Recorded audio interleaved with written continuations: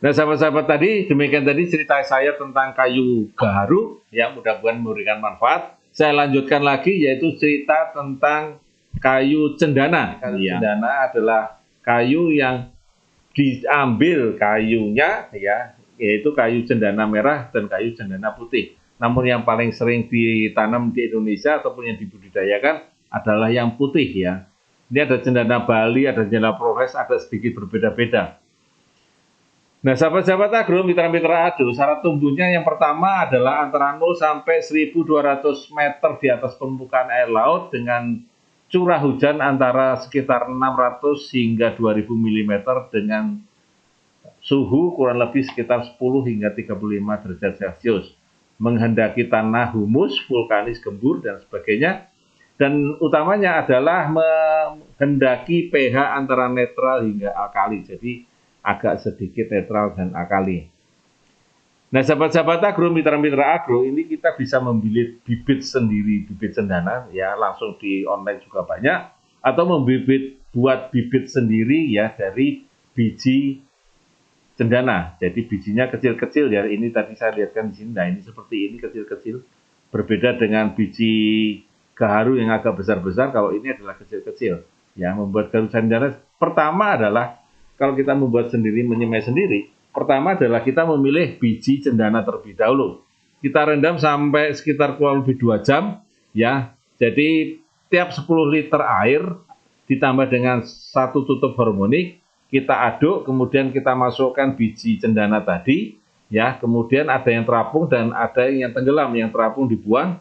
Nah, kemudian besok ambil lagi airnya, ganti air lagi, kita kasih 10 liter, kemudian kita tambah dengan 1 tutup harmonik, ya. Baru kemudian bijinya siap untuk dikecambahkan.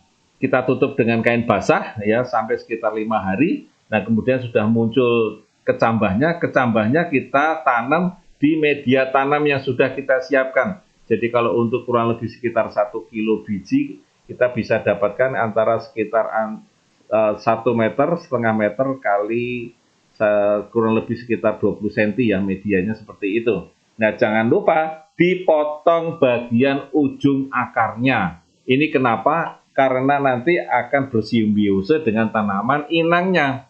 Ya, jadi tanamannya tidak bisa tumbuh sendiri ya, sahabat-sahabat agro. Jadi ini perlu dipotong bagian sedikit ujung akarnya dan ditanam berbarengan dengan krokot atau koramon pursalin, ya. Ini kita tanam dengan krokot bersamaan. Jadi tanaman ini adalah tanaman inangnya pada saat polybagnya masih muda. Ini dengan krokot, ya. Umur sekitar 8 bulan, nah krokotnya agak lebih tinggi, itu harus dipotong lagi ya teman-teman, sahabat-sahabat ya.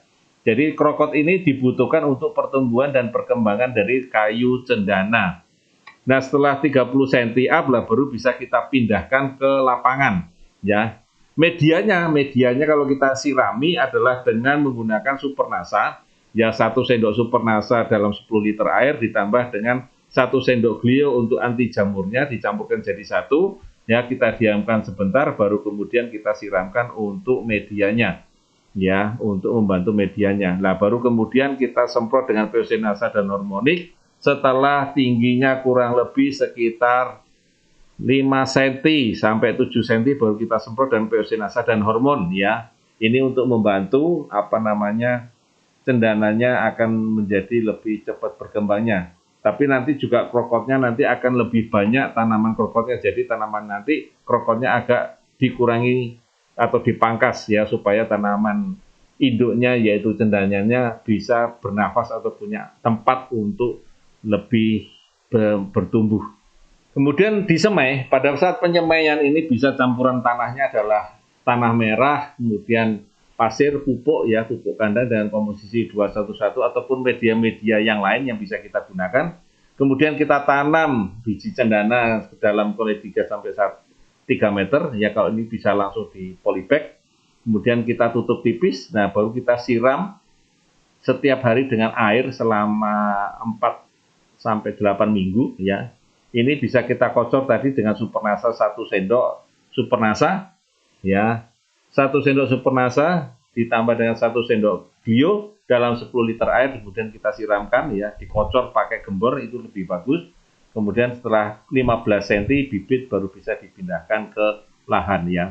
Ada beberapa cara memang penyemaiannya. Yang pertama ini tadi adalah dengan menggunakan kain basah. Setelah menggunakan kain basah baru kemudian kita pindahkan ke polybag, atau kalau kita sudah bisa merasa yakin dengan langsung ke dalam polybag, maka caranya adalah kurang lebih juga seperti ini ya. Tetapi ini juga biasanya ini kalau belum terjadi perkecambahan akarnya terlebih dahulu dan belum ditanami dengan krokot, maka yang terjadi adalah cendananya nanti akan merana ya. Bisa kita pindahkan, akan bagus adalah dengan menggunakan dengan kain basah terlebih dahulu. Ini digunakan kurang lebih sekitar sampai 5 sampai seminggu lah, 5 sampai 7 hari dengan menggunakan kain basah supaya kecambahannya sudah muncul terlebih dahulu, kecambah akarnya baru kemudian kita pindahkan. Nah, sahabat-sahabat agro, mitra-mitra agro, ya, setelah kita menanam di media tanam di polybag tadi dengan krokot tadi, maka untuk memindahkanlah ke tanah, ya, ini adalah cendana ini membutuhkan juga inang ya, membutuhkan inang. Ya, inang yang terbaik antara lain ada ramtoro, ada sengon, ada gamal. Ini kita tanam terlebih dahulu. Jadi begitu kita menanam perkecambahan dari sejak awal, maka ini sudah harus ditanam lebih dahulu. Supaya apa? Begitu nanti sudah bisa kita pindahkan ke lahan, maka lamtoro ataupun sengol ataupun gamal ini sudah ada mulai tinggi. Ya. Nah, dari polybag ini kurang lebih sekitar 15 cm sudah bisa kita pindahkan. Kita buat lubang ya sekitar 30-30-30, kita masukkan, kita beri pupuk kandang kalau misalnya ada.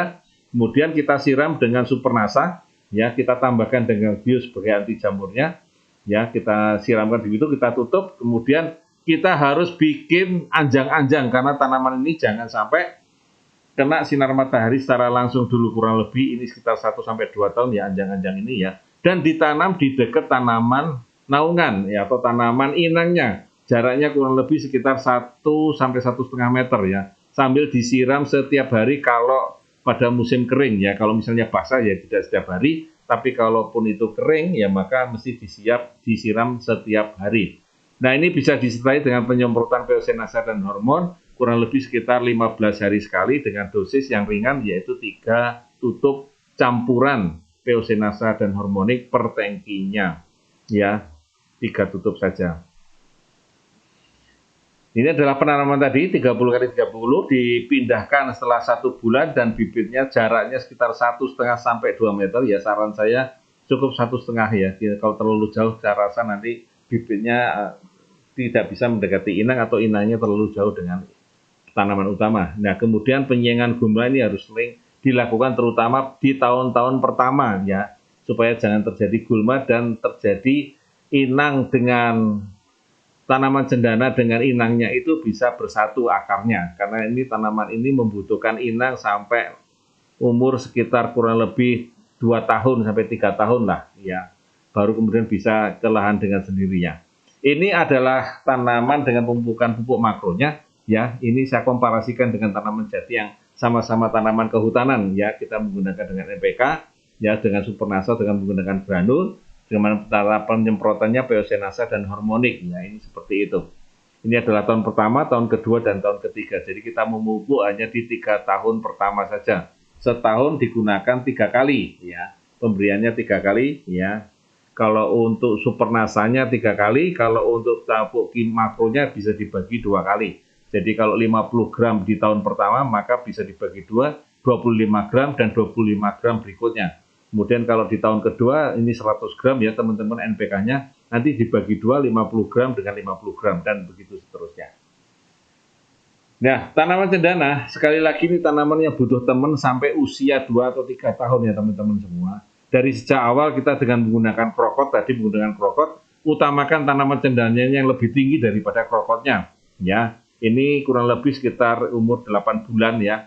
Kemudian nanti kita tanam lagi, yang menengah adalah ada tanaman turi, tadi saya katakan ada tanaman sengon dan sebagainya, berjarak kurang lebih sekitar 1,5 sampai 2 meter. Ya, begitu nanti tanamannya sudah tinggi lagi, maka persiapkanlah tanaman cemara. Ya, tanaman cemara ini umur sekitar 5 tahun. Maka tanaman turinya atau tanaman sengonnya yang berjarak antara 1,5 sampai 2 meter itu bisa dihilangkan ya, dipanen lah katakanlah gitu ya. Kemudian nanti biar dibantu dengan cemara yang sudah lebih tinggi dengan jarak kurang lebih sekitar 5 sampai meter. Dan nanti akan dipanen. Nah, seperti ini kira-kira, ini inangnya berjarak kurang lebih sekitar 5 sampai 6 meter. Dan akhirnya nanti akan dipanen ya, diambil semua bagian daripada tanaman kayu cendana. Karena tanaman kayu cendana ini ya, ini biasanya sampai cukup lama dipanennya. Ya, sebelum dipanen kita tentu saja melakukan perawatan ya teman-teman semua. Ada pemupukannya dan ada pemangkasannya. Pemupukannya ada diberikan urea 2 kali dan perbandingan 100:1. Ya, pupuk kandangnya 100, ureanya 1. Jadi kalau 100 kilo pupuk kandang, 1 kilo urea ya per tanaman. Dan ini dilakukan 2 kali. Ya, ada yang melakukan pemupukan seperti itu. Kemudian pemangkasan cabang ini dengan tujuan cendananya memiliki kualitas batang yang bagus dan inangnya tidak menaungi atau mengganggu pertumbuhannya. Ya, ini dipangkas. Jadi ini bisa dipanen, ya dipanen 15 tahun, ya di atas 15 tahun daun cendana bisa dipanen. Ya, ini karena dipanen untuk diambil daunnya untuk disuling atau diambil minyak cendananya dari daun. Nah, di atas 25 tahun kayu bisa dipanen. Jadi setelah daunnya habis atau mungkin daunnya sudah tidak ada lagi, tinggallah di atas 25 tahun kayunya bisa dipanen. Ya, kalau dengan NASA rata-rata sekitar ya kalau dari komparasi itu sekitar 18 sampai 20 tahun itu sudah bisa dipanen untuk mendapatkan seperti ini ya. Ini adalah kayu cendananya seperti ini dan per kilonya kurang lebih 750 sampai 1.000 sampai 1 juta per kilonya. Dan ini diambil galihnya. Galih itu adalah bagian dalam daripada batang ya, daripada batang. Dan yang terbanyak, yang terbagus adalah di bagian perakarannya ya sahabat-sahabat ya. Galih di bagian perakarannya ini yang paling bagus ya. Yang paling mahal yaitu di bagian akarnya. Nah sahabat-sahabat, mitra-mitra, kandungan zat manfaatnya minyak atsirinya berdasarkan kayu akar cendananya mengandung 10%. Kayu batangnya 4-8%, rantingnya 2-4%. Nah, kayu terluarnya itu ada santalol, santanin, asetat, dan hidrokarbonnya 5%. Ya, dan sisanya sebagai bahan campuran parfum dan essential oil. Ini bahan-bahan tadi itu, minyak atsiri ini tadi. Kemudian bisa diambil sebagai kayu, yaitu kayu mewah, karena ini juga tetap bahan-bahan kayu.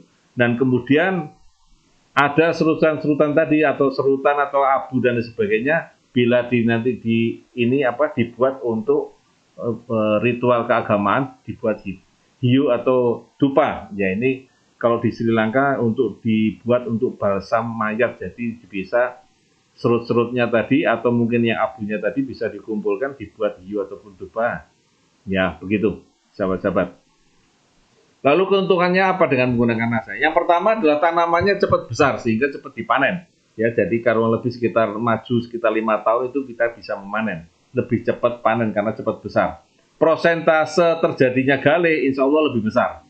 Terbentuknya galih lebih banyak. Jadi tidak hanya di perkalan tapi juga akan naik di bagian batang bawahnya. Serbuknya lebih wangi. Ya, kalau ini sebagai bahan dupa atau bio, maka serut-serutnya itu pun jadi diambil dan itu masih wangi. Dan rendemen santalolnya tinggi atau rendemen minyaknya tinggi karena wangi tadi ya teman-teman dan sahabat-sahabat agro. Baik sahabat-sahabat agro, mitra-mitra agro, demikian tadi cerita saya. Tema kali ini adalah tentang tanaman cendana dan tentang tanaman gaharu yang sudah saya sampaikan tadi. Mudah-mudahan bisa memberikan manfaat. Lain waktu, lain tema kita akan ketemu lagi. Terima kasih dan wassalamualaikum warahmatullahi wabarakatuh. Semangat pagi!